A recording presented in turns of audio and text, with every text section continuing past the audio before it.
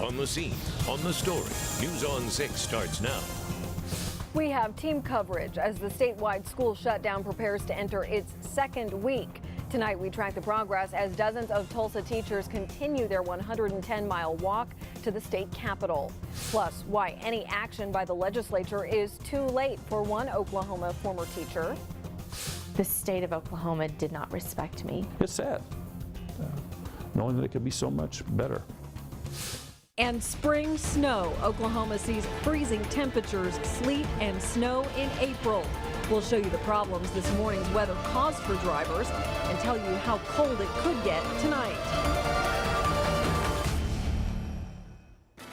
But we begin with breaking news right now. State investigators say a man is in custody after shooting and killing his 13-year-old son just east of Jay. News on 6's Joseph Holloway just arrived on the scene just a short time ago in Delaware County. He now joins us live on the story with an update. Joseph. Aaron, investigators have now left the scene, but they say that this shooting happened right here along East 420 Road, and in just the last few minutes, we found out the name of the person they've arrested. As investigators say, they have arrested 47-year-old Tony Rutherford. You see him right here. He is facing first-degree murder charges in his 13-year-old son's death.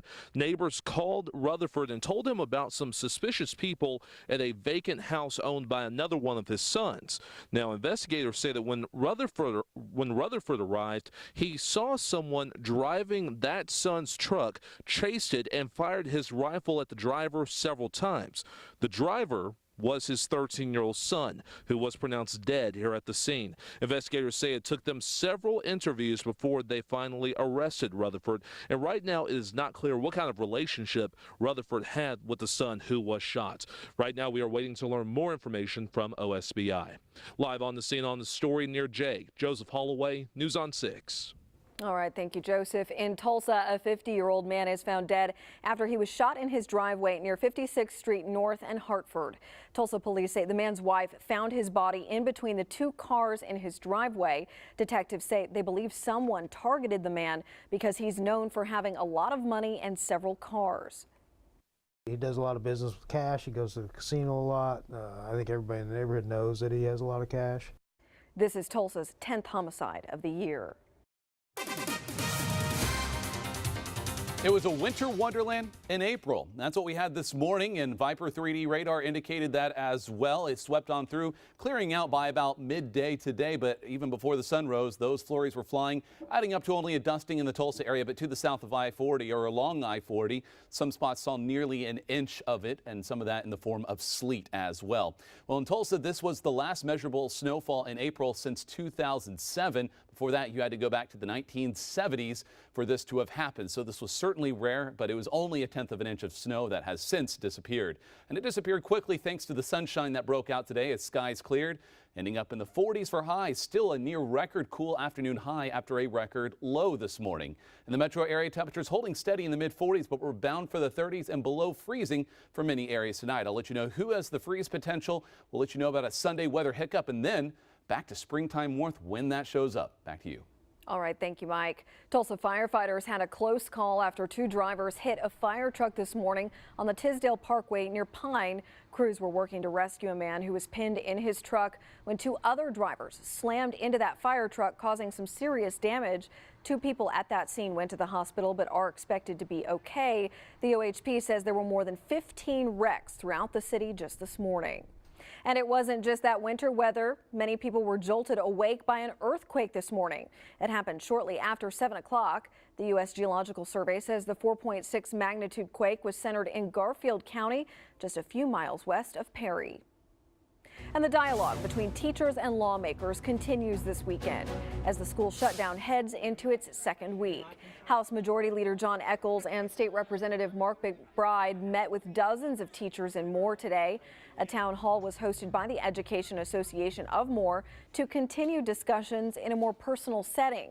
Several parents were also in attendance, asking about everything from teacher pay to classroom funding.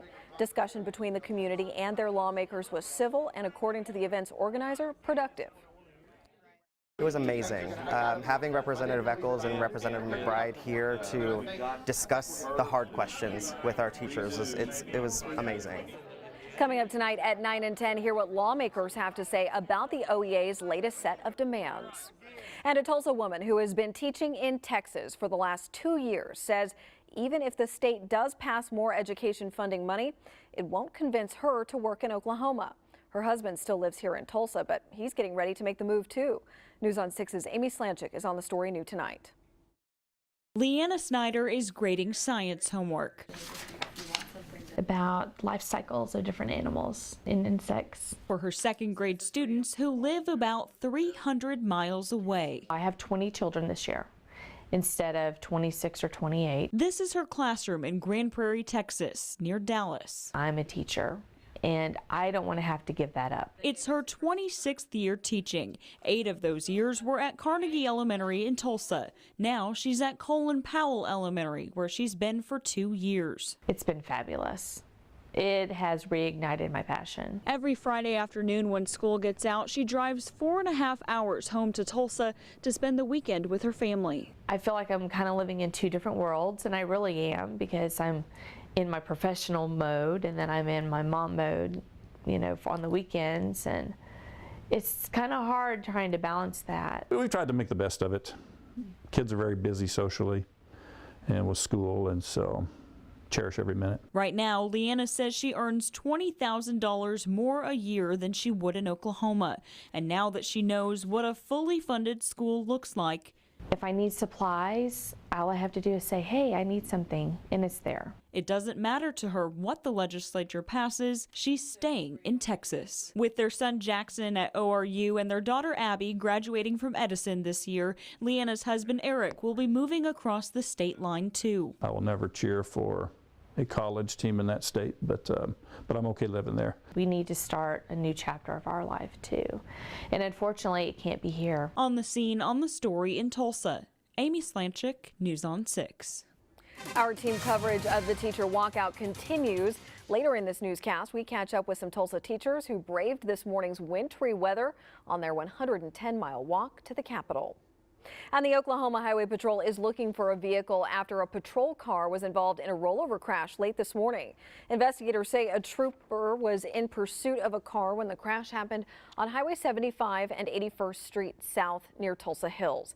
They say the car that got away is a 2014 or 2015 black Dodge Charger with a heavily tinted back window with imperfections in that tint and a paper tag. If you know anything about the incident, call OHP. A Tulsa veteran is reunited with his classic Corvette. We told you earlier this week when the 1962 car disappeared. It was found this afternoon in an abandoned barn in Sand Springs. Investigators say a person who saw our story checked the barn after a friend had asked her to put something inside. Police say they are still looking for some war memorabilia, including a World War II Silver Star that was taken at the same time as the car. And tonight, German police are investigating after a van crashes into a crowd of people outside of a restaurant in Munster. 3 people died and at least 20 people were injured before the driver killed himself. The attack comes on the 1-year anniversary of the attack in Sweden that killed 5 after a truck rammed through a large crowd of people there. At least 14 people are dead after a bus collides with a transport truck in Canada. Police say the bus was carrying a junior hockey team on their way to a game when that crash happened. 15 others were also hurt. Right now, police are not identifying any of the victims, but say those players on the bus range from ages of 16 to 21 years old. After a couple days of cold weather, relief is headed our way to end the weekend. Mike tells us just how warm it will get on our Osage Casino Skycam network. And next, why a group of Tulsa area teachers say they're inspired by the kindness of Oklahomans as they walk more than 100 miles to the Capitol.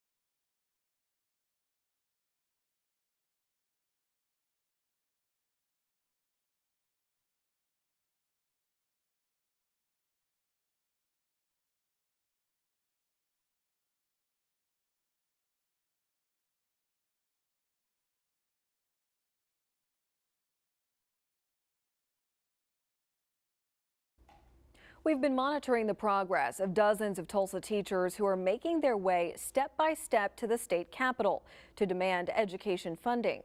News on 6's Jesse Mitchell caught up with them in Lincoln County today after they faced some of the extreme weather this morning.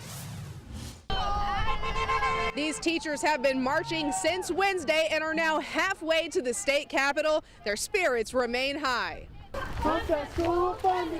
You'd never suspect this group has been walking more than 15 miles a day for 4 days straight. A passion for their students and love outpouring from Route 66 communities helps keep them going. People come out of restaurants, their houses to wave and to thank us, and it's heartwarming.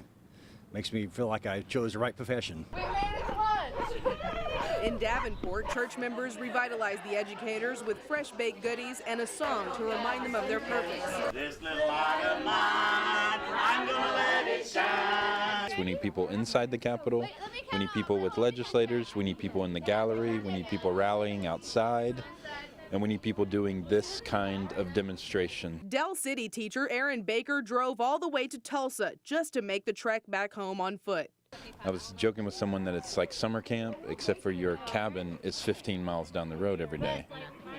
So we're really forming some special bonds. They tell me they're sore, but strive to just keep moving. A doctor comes every evening to check on their feet. And even when the lightning threatened to interrupt their plans Friday, the teachers walked around a gym track in Stroud more than 100 times to meet their goal. We gave them a list of legislators and why they were walking that track inside. They were making phone calls. I'm walking. What are you doing? They hope the message gets across. To all my kids back home, don't forget you have your vocab due when I get back, whenever that is. Jesse Mitchell, News on 6. And stay with News on 6 as the statewide school shutdown continues. You can find more of our extensive coverage right now over on our News on 6 app. Now, the Oklahoma weather expert, Mike Grogan.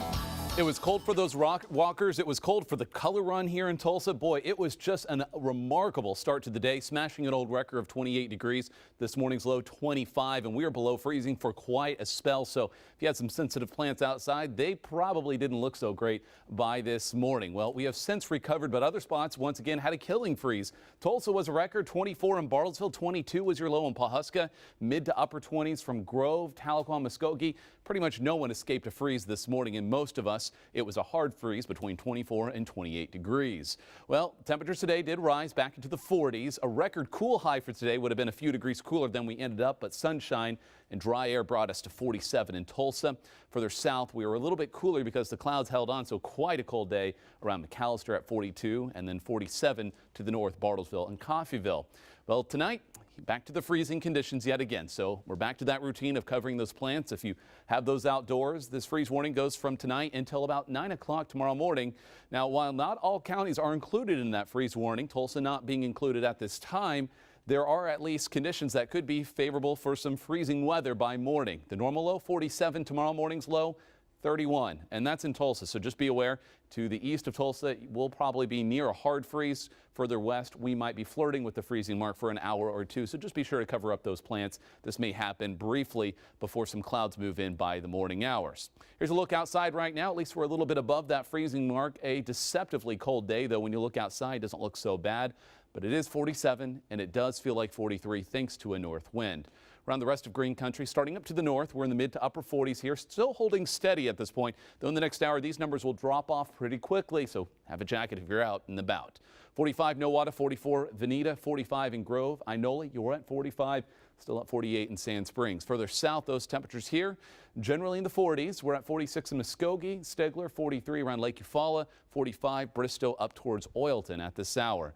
By morning, we're going to notice these clouds moving on in. So here's a look at our high-resolution model. We'll be near that freezing mark, so we see some light precipitation moving along the Oklahoma-Kansas line. I want to say light because it would be sprinkles, and this is moving over dry air, so some of this won't reach the ground. But some of it could come in the form of some sleet pellets. Be aware of that from Tulsa northward as this kind of comes on by. Notice as it moves over most of the area, we are above freezing, so I don't anticipate any travel issues, even if we do see a few areas of sleet by morning. The most likely area will be to the north of Tulsa, near that Oklahoma-Kansas line, but it could occur maybe as far south as Muskogee Milwaukee or Tulsa, but it won't add up to anything significant. So looking at the wider view, we're going to see this part of the system moving on in. A warm front responsible for that brief spell, but it does lead to a warmer afternoon up to 55. And even as that passes on by Monday, we're going to end up with temperatures in the 30s in the morning, but warming into the 60s. And yes, that is a warming trend we're going to continue to see into midweek. We will not be really above normal until we get towards the end of the week, and that is when temperatures will be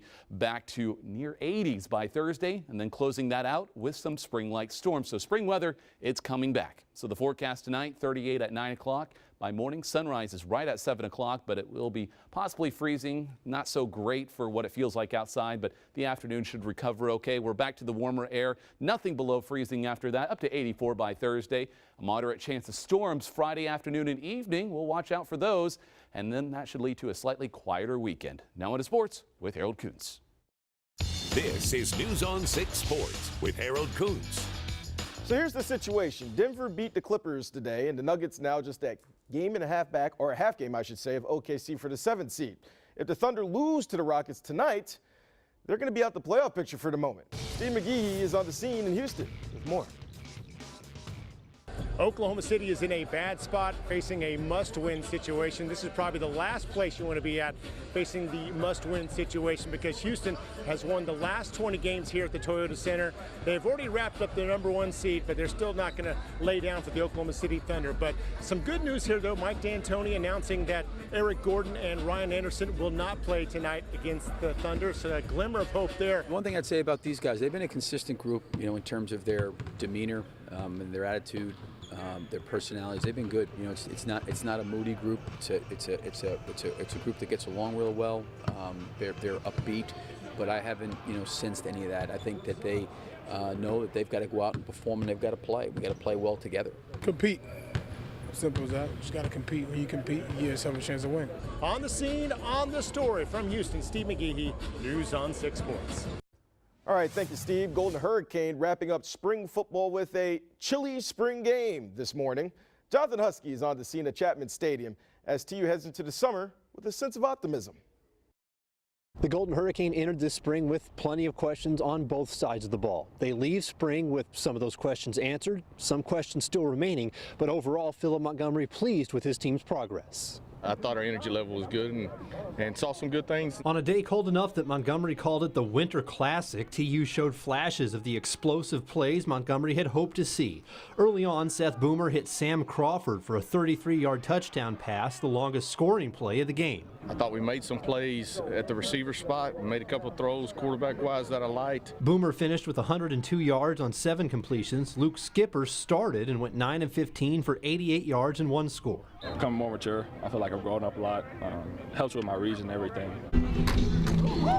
Shamari Brooks was the star of the day, rushing for 96 yards on just 10 carries as he sets up for a highly anticipated sophomore year. Coach Bletch and the O-line, they do a good job every day, working hard, making runs easy for guys like me and Corey. So I feel like that was pretty much the anchor of today. All in all, a positive day, according to the Golden Hurricane, as 2018 prep continues.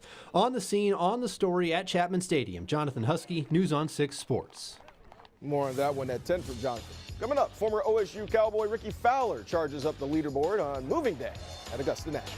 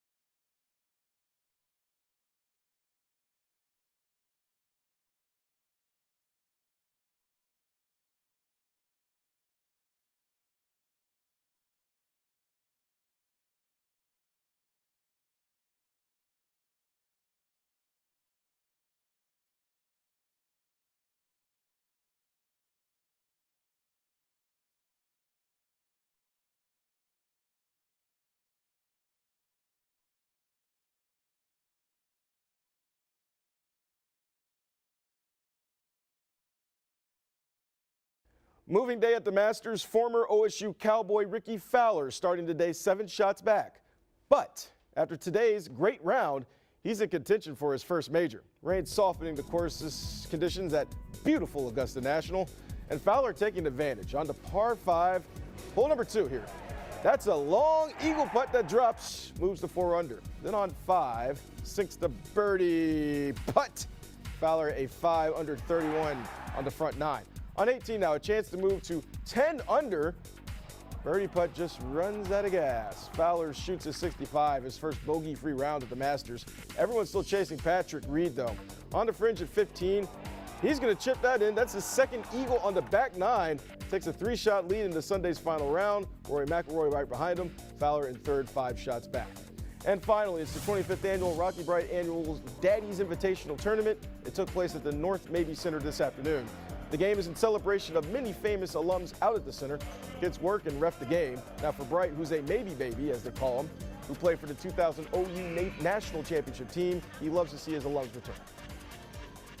I like to give the kids what we had, and that's support and love. And a lot of times the kids need to see people from the community doing well in the community, showing them how to pave the way. You know, you can be 30 years old, 40 years old, you still talk about the times and friends that you met here at the North Mabee. You know, you got names like Felix Jones, John Starks, Lee Mayberry, R.W. McCorders, Tyler Lockett. The list just keeps going on. Wow. They've got Grammy Award winners that have gone from there, so it's pretty cool. That is pretty cool. Yeah. All right. You know what wasn't cool today? All this weird weather. It was cold, actually. It was cold, downright Not cold. cool. Yeah, tomorrow morning there might be a few sprinkles or sleet pellets, but not like what we had today, and then we'll warm up from there. All right, something else going on. Okay, hey, and you were out here at this Weather Expo. Yeah, more on that tonight.